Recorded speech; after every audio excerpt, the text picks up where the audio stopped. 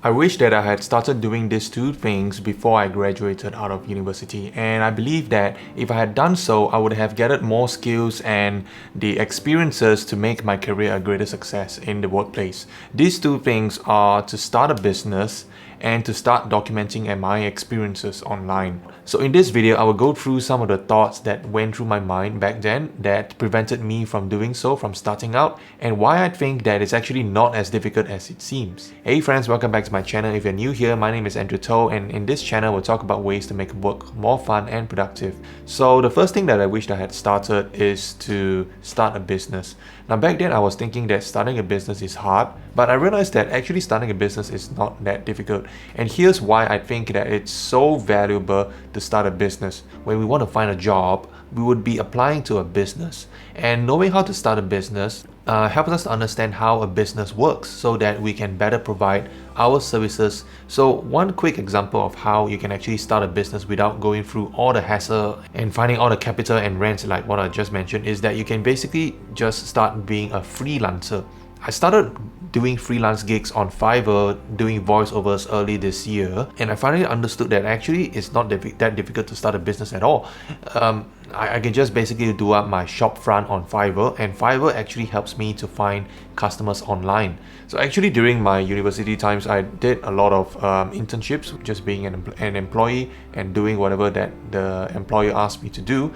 But by being on the other side, which is being an employer, it helps me to understand how a business works and how you can actually generate income and how you can actually sustain the business and make customers happy. I wish that I had started learning this earlier so that I can get a truly full front to back experience of how to work better and deliver according to what the business wants and what would serve the business well.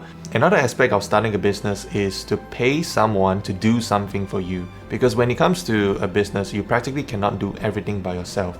I actually made this mistake once when I started my website back in 2020, is that I wanted to start a blog and as a business by itself. But then I realized that, okay, I want to start a blog, fine, I want to write all this kind of stuff, but then I got sucked into designing it, which isn't my core skill. And I spent lots and lots of time just doing it by myself, because I was going on to like design a website just to understand the core principles of design, how to make a website look fantastic. I was looking at website builders, I was looking at all sorts of stuff trying to build my website.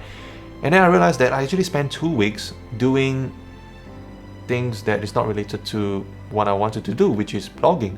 So my initial idea of having a blog is that I wanted to have a blog that is according to how I think it should look and feel and has lots of ideas. And what would actually make the blog valuable and interesting to read is having my own articles and thoughts out there. It's not really so much of the look and feel of it. Just the very fact of doing this activity helps me to be a better thinker even in my current job, because I realized that I need to focus on my core skills while seeking help from other people for the other non-essential things so that I can focus on delivering what I'm good at. So one thing I learned from this experience of starting this business is to learn how to outsource it to somebody else. When it comes to a certain task, we all have kind of like a vague idea of what we want the final product to look like. And often there is a gap between what we say, what we write, like what is literally written, right? And what we actually want it to look like. And so the better the requirements are defined, the more narrow this gap can be, and we as employees on the other side can better meet that requirements if those requirements are more clearly defined. I think this has changed the way I approach tasks. When I first started out working, I thought that, okay, if somebody gives me a task, I would just nod along and say, okay, yep, I would just take the work and go. It's kind of like in school where somebody hands you a piece of paper and says, okay, here's question 1, and write your answer here, question 2, and write your answer here. We rarely question the question itself. We rarely ask further questions like, what is this question about, that kind of stuff, because obviously we don't want more work, right?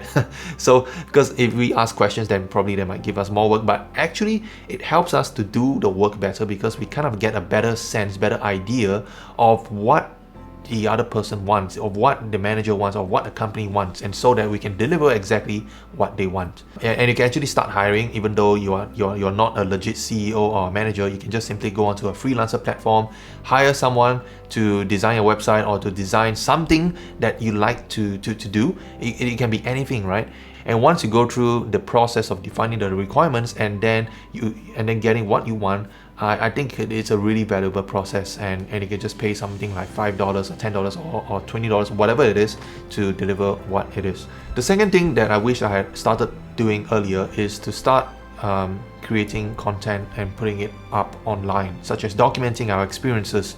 As I mentioned earlier, I wish that I had started a blog, and this is kind of a hard thing because the biggest struggle that prevented me from doing so is that I thought that it would be an absolute waste of time to just write something that nobody's going to read.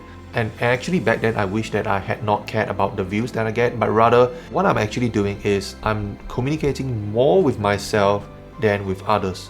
It's kind of paradoxical because when we write things, we actually intend to communicate with people out there. But I realized that as I write things, as I document my experience, I gain clarity of what I like, of what I don't like. And one of the biggest struggles, right, it's related to is that we kind of like don't know what we want to do in life. So one example I wished I had started on is during my course of study.